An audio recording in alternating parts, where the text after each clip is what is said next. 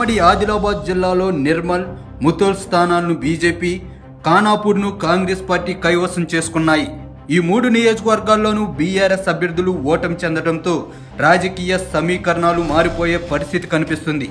రాష్ట్రంలో అధికారంలో లేకపోవడం, స్థానికంగా పార్టీ అభ్యర్థులు కూడా గెలవకపోవడంతో బీఆర్ఎస్ పార్టీకి చెందిన స్థానిక సంస్థల మెజార్టీ ప్రజాప్రతినిధులు అధికార కాంగ్రెస్ వైపు ఉన్నారంట.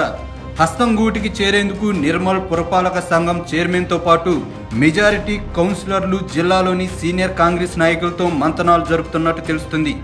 నిర్మల్ పురపాలక సంఘంలో 42 వార్డులు ఉండగా 2020 జనవరిలో జరిగిన మున్సిపల్ ఎన్నికల్లో బీఆర్ఎస్ 30, కాంగ్రెస్ 7, ఎంఐఎం 2 స్థానాలు గెలుచుకున్నాయి. స్వతంత్రులు 2, బీజేపీ నుంచి 1 గెలుపొందారు. తర్వాత కాంగ్రెస్ పార్టీ నుంచి గెలిచిన కౌన్సిలర్లు ఒక్కొక్కరు పార్టీ మారారు. ప్రస్తుతం కాంగ్రెస్ పార్టీ నుంచి ఒక్క కౌన్సిలర్ కూడా లేరు.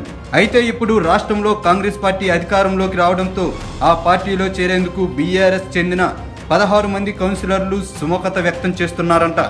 మిగతా 14 మందిలో ఒకరు 3 నెలల క్రితం బీజేపీలో చేరగా మరో 6 కూడా అందులో చేరడానికి ఆసక్తి చూపిస్తున్నారంటున్నారు. మిగిలిన 7 ఎటూ తేల్చుకోలేకపోతున్నారంట.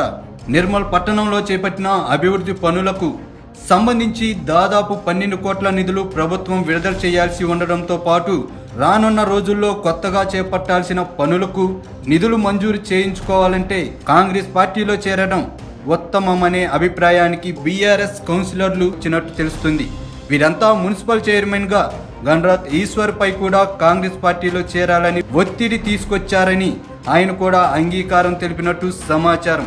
త్వరలోనే హస్తం గూటికి చేరేందుకు రంగం సిద్ధం చేసుకుంటున్నామని బీఆర్ఎస్కు చెందిన పలువురు కౌన్సిలర్లు ఇటీవల శాసనసభ ఫలితాల్లో పాతపట్నంలోని 5-6 వార్డుల్లో బీజేపీకి బాగా మెజార్టీ వచ్చింది.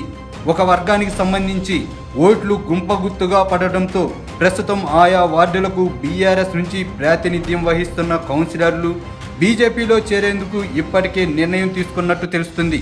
త్వరలో ఎమ్మెల్యే మహేశ్వర్ రెడ్డి సమక్షంలో కమలం గూట్లో చేరనున్నట్టు సమాచారం. ఒకవైపు బీఆర్ఎస్ కౌన్సిలర్లు కాంగ్రెస్ బీజేపీల వైపు చూస్తుంటే మరోవైపు మున్సిపల్ చైర్మన్ గణరాత్ ఈశ్వర్ పై అవిశ్వాస తీర్మానం నోటీస్ ఇచ్చేందుకు కొందరు కౌన్సిలర్లు సిద్ధమవుతున్నట్టు తెలిసింది.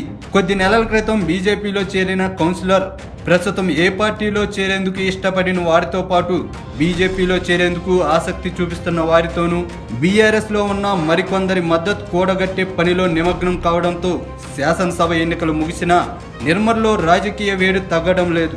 ఇక కొత్తగా ఏర్పడిన ఖానాపూర్ పట్టణంలో 12 వార్డులు ఉండగా అప్పుడు జరిగిన ఎన్నికల్లో బీఆర్ఎస్ 6, కాంగ్రెస్ 5, ఒక స్థానంలో బీజేపీ గెలుపొందాయి. గతేడాది ఇక్కడి మున్సిపల్ చైర్మన్ అంకం రాజేందర్పై 9 మంది కౌన్సిలర్లు అవిశ్వాస తీర్మానం నోటీసుని అప్పటి జిల్లా పాలనా అధికారి వరుణ్ రెడ్డికి అందజేశారు.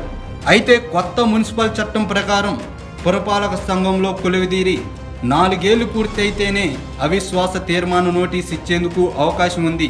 అందుకే అప్పట్లో అవిశ్వాస తీర్మానం నోటీసులపైన ప్రభుత్వం స్పందించలేదు.